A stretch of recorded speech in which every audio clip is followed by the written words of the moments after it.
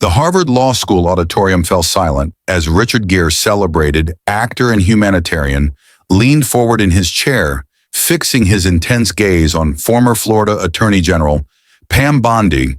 The Kennedy School's annual Public Service and Toy Entertainment Forum had drawn a capacity crowd of students, faculty, and media. What began as a panel discussion on advocacy, filmmaking had just taken an unexpected turn.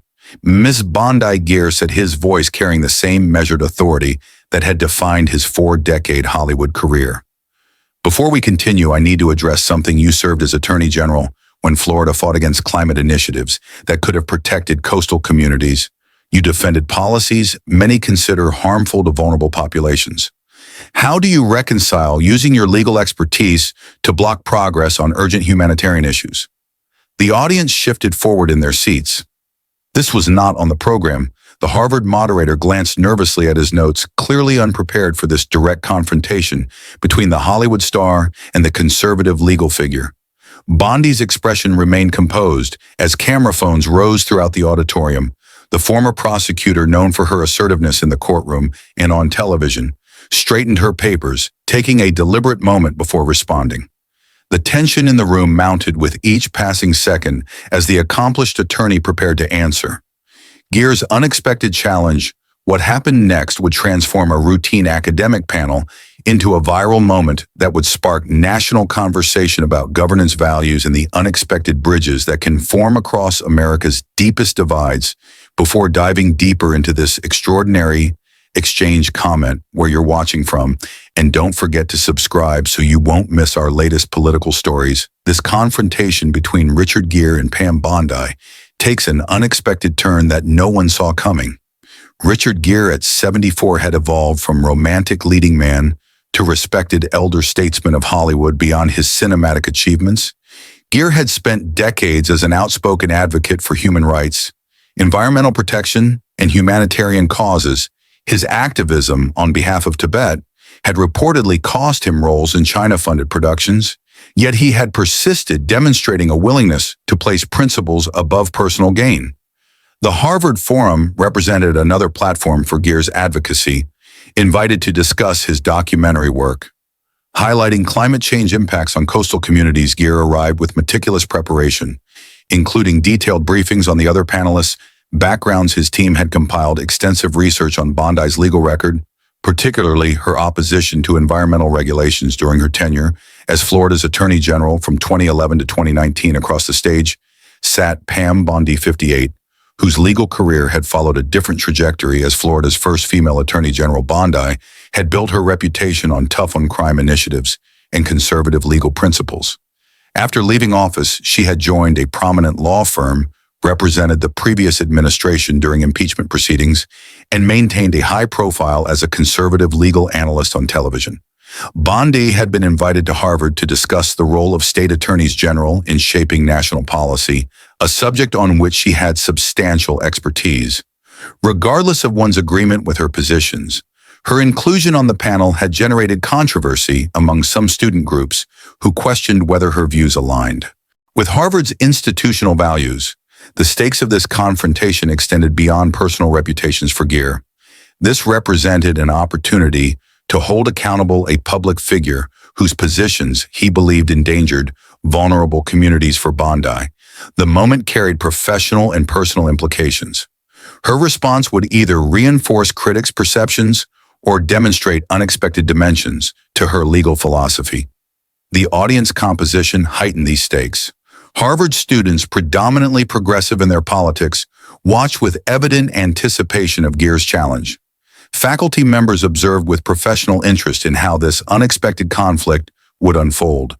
Media representatives, initially anticipating routine panel soundbites, now sensed a potentially viral exchange in the making.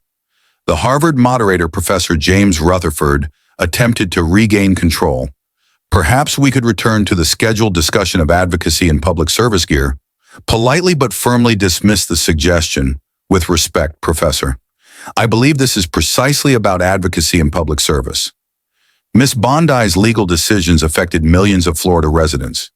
The public deserves to understand the values guiding those decisions. The directness of Gere's approach created an unmistakable challenge. Would Bondi attempt to deflect, respond defensively, or engage substantively with her critics' concerns? Her reputation as a formidable legal advocate suggested she would not retreat from confrontation, but the nature of her response remained uncertain as she finally leaned toward her microphone. "Mr. Gere," Bondi began, her voice steady and measured, "I appreciate your passion for these issues. That passion has informed your impressive advocacy work around the world. But I think there's a fundamental misunderstanding about the role of a state attorney general that's worth addressing directly, rather than appearing defensive."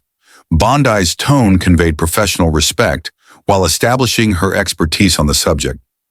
The audience, many of whom had expected immediate partisan counterattack, adjusted their posture slightly, sensing this might become more substantive than spectacle. The Attorney General's primary duty is to uphold state law and defend the state's legal positions regardless of personal feelings about specific policies. Bondi continued, "It's about constitutional governance, not individual preference." Gere nodded slightly, acknowledging the point, but pressed forward with respect. "Miss Bondi, Attorneys General make discretionary decisions every day about which cases to prioritize and how vigorously to defend certain positions. Your office specifically challenged environmental protections that scientific consensus indicated were necessary, that reflects a choice, not just constitutional obligation." The exchange was evolving into something more nuanced than the confrontation many had anticipated. Both participants were articulating substantive positions rather than engaging in personal attacks. "You're partly right," Bondi conceded, surprising some with her willingness to acknowledge merit in her critic's position. "There is discretion involved, but that discretion must be exercised within legal frameworks and with respect for separation of powers. When federal agencies exceed their statutory authority, even in pursuit of worthy goals, state attorneys general are often the necessary check on that overreach." Gere leaned forward, his expression intense, but surely protecting vulnerable coastline communities from climate impacts falls squarely within governmental responsibility. Florida has more to lose than almost any state from rising sea levels. That's precisely why these issues should be addressed through legislative action rather than regulatory reinterpretation. Bondi countered, "Lasting solutions require democratic buy-in, not executive workarounds." The theoretical debate suddenly became more personal as Gere shifted approach. "I visited communities along Florida's coast where people are already losing homes to erosion and flooding. When you oppose those EPA regulations, did you meet with those affected families? Did you explain to them why procedural concerns outweighed their immediate needs?" The question carried clear moral implications, suggesting Bondi had privileged abstract legal principles over human consequences. The audience's attention intensified, recognizing this as the moment that would define the exchange. Bondi paused, seeming to consider whether to respond defensively or take a different approach. Her expression shifted subtly as she made her decision. "Actually, I did meet with those communities," she said quietly. "Not for cameras or press releases. I grew up in Florida. Those are my neighbors, people I've known my entire life." The personal dimension surprised Gere, whose prepared challenge had presumed a more distant relationship between the former Attorney General and affected communities. What those families needed wasn't temporary regulatory relief that could be reversed with the next administration. Bondi continued, "They needed sustained investment in infrastructure, insurance reform, and property assistance. Those solutions required legislative action that would survive court challenges, not well-intended, but legally vulnerable executive actions." She leaned forward, matching Gere's intensity. "Mr. Gere, we share concern for these communities. We differ on which legal approaches would actually deliver lasting solutions. That's a good faith disagreement about means, not ends." The exchange had evolved beyond simple confrontation into something more complex, a substantive dialogue between public figures with genuinely different perspectives on governance and problem-solving. The Harvard audience, which had anticipated an ideological clash, now witnessed something more educationally valuable, a demonstration that America's political divisions often involve legitimate differences in institutional philosophy rather than simply moral opposition.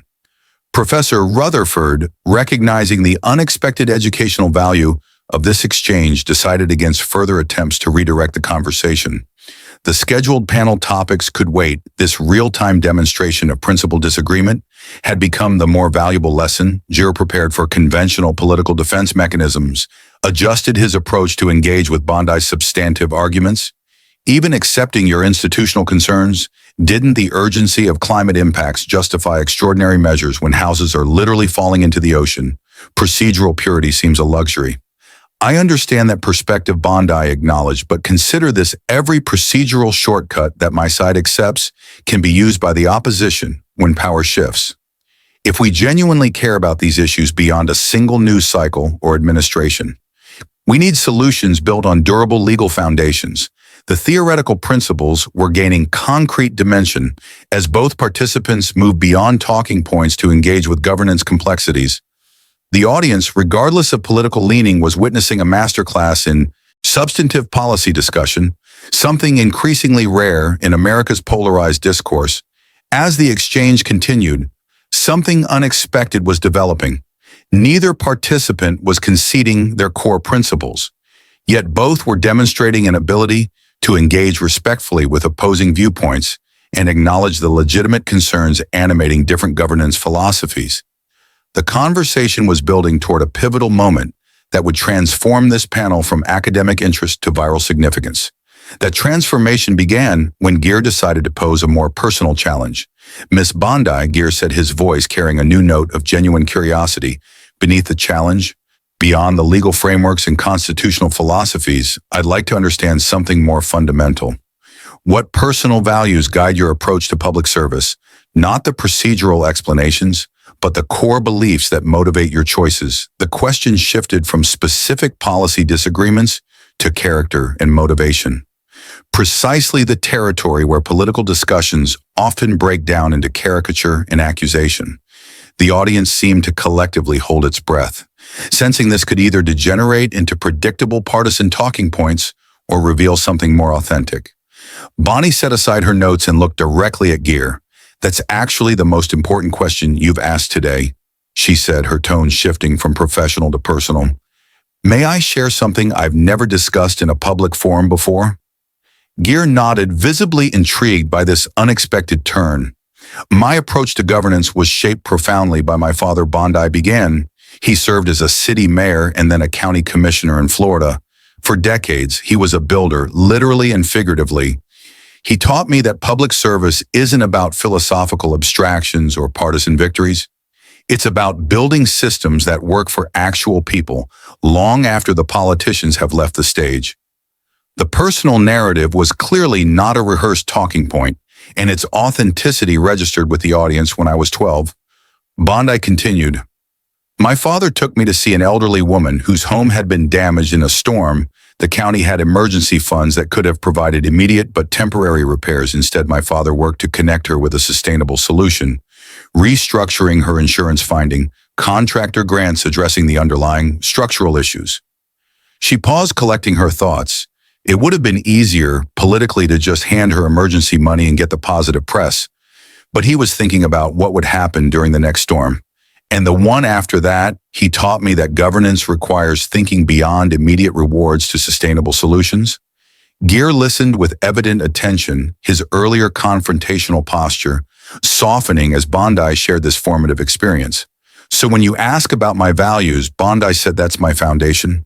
I believe public officials have an obligation to build solutions that outlast their time in office. That sometimes means rejecting quick fixes that feel good but create future vulnerabilities." She maintained direct eye contact with Gere. "I understand why that approach can seem callous when people are suffering. Now I've wrestled with that tension throughout my career, but my core conviction is that true compassion means creating systems that continue protecting people, regardless of which party holds power." The sincerity of Bondi's response had visibly affected Gere, whose prepared critique had presumed less nuanced motivations. The Hollywood star, known for his emotional intelligence, both on screen and in his humanitarian work, recognized the authentic values being expressed, even as he might disagree with their application. "Thank you for sharing that," Gere said, his tone notably warmer. "I appreciate the principle of sustainable solutions. My concern has been that sometimes procedural considerations become ends in themselves, divorced from the human impacts of delayed action." That's a legitimate concern. Bondi acknowledged the challenge of public services balancing immediate needs with long-term effectiveness. I don't claim to have always found that perfect balance, but I can tell you it's the question that kept me awake at night throughout my time in office. This mutual recognition of good faith motivation transformed the dynamic completely. What had begun as confrontation had evolved into something Americans rarely witnessed in public discourse. Two people with different political perspectives, finding common ground in shared values, while acknowledging the legitimate tensions involved in governance. The Harvard audience, which had initially anticipated political theater, now witnessed something more valuable, a demonstration that America's polarization might be bridged not by abandoning principles, but by recognizing the authentic values and legitimate concerns on both sides of divisive issues. Professor Rutherford, recognizing the significance of what was unfolding, asked a question that would lead to the exchange's most powerful moment, Miss Bondi. Mr. Gere, given your different approaches to these issues, is there any common ground you see for addressing these environmental challenges? Effectively, Gere responded first. I believe there's more common ground than our public discourse typically acknowledges. We both recognize the urgent threats facing coastal communities. We both want sustainable solutions rather than temporary fixes. Perhaps the path forward involves combining the procedural rigor Miss Bondi advocates with the urgency. I believe these situations demand. Bondi nodded thoughtfully. I agree there's common ground. Effective governance requires both values, procedural integrity, and urgent response to human needs. The challenge is integrating them rather than treating them as mutually exclusive. She paused, then added something unexpected. Mr. Gere, your advocacy films have actually demonstrated this integration. Effectively, they combine emotional urgency with factual rigor. They move people to care while providing substantive education about complex issues. That's the combination public policy needs as well. Gere appeared genuinely surprised by this connection between his artistic work and Bondi's governance philosophy. I appreciate that perspective. Perhaps the distance between our approaches isn't as vast as it initially appeared in that moment. Something remarkable happened. Two public figures who had entered the stage, as apparent adversaries, had found unexpected common ground, not by compromising their principles, but by recognizing the legitimate values and concerns animating their different approaches. The audience witnessed something America desperately needed: a model for engagement across political divides that preserved intellectual integrity while acknowledging shared humanity and common goals. As the panel concluded, attendees didn't rush for exits, but remained seated processing what they had witnessed. Many were contacting friends or posting on social media, recognizing they had seen something increasingly rare in American public life, a genuine exchange that transcended partisan performance to reveal authentic engagement with governance. Complexities, what had begun as an attempted public reckoning, had evolved into something far more valuable. A demonstration that America's political divides might be bridged not by abandoning principles, but by exploring the values and experiences that inform different governance philosophies. By morning, clips of the exchange between Richard Gere and Pam Bondi had spread across social media platforms, generating millions of views and thousands of comments. What made the interaction so compelling wasn't dramatic confrontation, but its opposite, the rare sight of ideological opponents finding common ground while maintaining their core principles. Major news outlets picked up the story, with headlines reflecting its unexpected nature. Unlikely connection: Gere and Bondi find common ground at Harvard. CNN, from confrontation to conversation. Hollywood and politics show rare civility. New York Times, political opponents model dialogue in polarized America. Washington Post morning shows featured panel discussions analyzing the exchange. On NBC's Today Show, political analyst Michael Johnson observed, "What made this moment significant wasn't that either Gere or Bondi abandoned their positions. They didn't. It's that they managed to recognize the legitimate values informing different approaches to governance." Social media reactions split along predictable lines, initially with some progressives disappointed that Gere hadn't been more confrontational, and some conservatives surprised by Bondi's willingness to engage substantively rather than simply counterattacking. But as the full exchange circulated, a different conversation emerged about the potential for more productive public discourse. The Gere Bondi model began trending with educators and conflict resolution specialists, highlighting the exchange as an example of dialogue across difference. Several universities announced plans to incorporate the video into political science and communication courses as a case study, and Productive Disagreement Harvard Kennedy School announced a new initiative directly inspired by the exchange. Dean Douglas Ellendorf issued a statement. The conversation between Richard Gere and Pam Bondi demonstrated that meaningful dialogue across political differences remains possible. Our New Bridges program will create structured opportunities for similar exchanges between leaders with diverse governance philosophies. Both participants addressed the viral moment in subsequent appearances.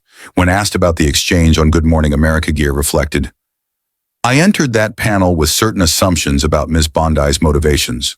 What I discovered was that while we disagree on approaches, her commitment to public service is informed by values I respect that doesn't erase our differences, but it creates space for productive engagement."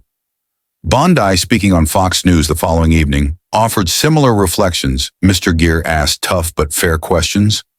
What emerged wasn't political surrender from either of us, but recognition that different governance philosophies can be motivated by shared concern for effective, lasting solutions. America needs more of that recognition across political divides.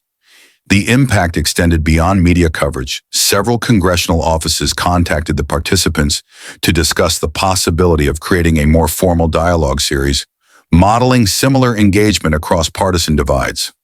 The Progressive Policy Institute and the Conservative Partnership Institute jointly announced a governance dialogues program explicitly citing the Gere Bondi exchange as inspiration. Educational impact proved particularly significant.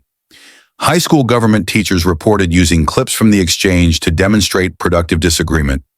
University debate coaches incorporated elements of the interaction into their training. The Harvard Negotiation Project began developing a case study analyzing how the conversation evolved from confrontation to constructive dialogue. Perhaps most significantly, polling data suggested the exchange had resonated with ordinary Americans tired of polarized discourse. A Reuters Gypsos poll conducted 1 week after the event found 78% of respondents across political affiliations wished for more public discussions similar to the Gere Bondi exchange. The same poll found 64% believed finding common values across political differences would improve governance. Media analysts identified specific elements that had made the exchange effective on CNN's reliable sources. Communication expert Dr. Jennifer Martinez highlighted key components. Both participants acknowledged legitimate concerns on the other side. They shared personal experiences informing their perspectives. Neither abandoned their principles, but both recognized the complex tensions involved in governance. That's a template for more productive public discourse. The long-term impact remained to be seen, but immediate effects included several politicians explicitly referencing the exchange when calling for more substantive engagement across party lines. Senator Mitt Romney cited the Harvard panel during a floor speech advocating bipartisan infrastructure legislation, as we witnessed recently in a discussion between Richard Gere and Pam Bondi. Americans with different political perspectives can find common ground when they focus on shared goals, rather than partisan advantage for both participants. The exchange brought unexpected opportunities. Gere received invitations to moderate policy discussions that would have typically gone to political figures. Bondi was approached about teaching positions at universities that might previously have hesitated due to partisan considerations. Both found their public profiles enhanced by their willingness to engage substantively across political differences. 6 months after the Harvard Forum, Gere and Bondi appeared together on a PBS special titled Bridging Divides Governance Beyond Partisanship. The program featured them discussing specific policy areas where different governance philosophies might find complementary strengths rather than just opposition, reflecting on the original exchange during this follow-up appearance. Bondi offered perspective on what had made it significant. Neither of us compromised our core principles. What changed was our willingness to recognize the legitimate values informing different approaches. That recognition doesn't eliminate disagreement, but it transforms how we engage across differences. Gere nodded in agreement. In my humanitarian work, I've seen how focusing exclusively on differences deepens conflict, while recognizing shared humanity creates space for progress. The same principle applies to domestic political divides. We can maintain our distinct perspectives while acknowledging the authentic concerns motivating different approaches. The story of Richard Gere's attempted confrontation with Pam Bondi and her response that left the audience speechless ultimately became more than a viral moment. It provided a template for how Americans might engage across their deepest political divides, not by abandoning principles or seeking artificial consensus, but by exploring the values and experiences informing different governance philosophies. In DeSosa, a nation increasingly defined by political tribalism, the exchange demonstrated something essential: that recognizing shared values across political differences doesn't require compromising convictions. It simply requires the willingness to engage beyond caricature, to explore the authentic concerns and experiences informing different approaches to complex challenges. If you found this breakdown of the extraordinary exchange between Richard Gere and Pam Bondi informative, don't forget to like and subscribe for more in-depth coverage of significant political moments. Share your thoughts in the comments below about whether this model of engagement could help address America's political polarization. We'll be following developments and bringing you exclusive analysis of how this unexpected moment continues to influence public discourse in our divided nation. And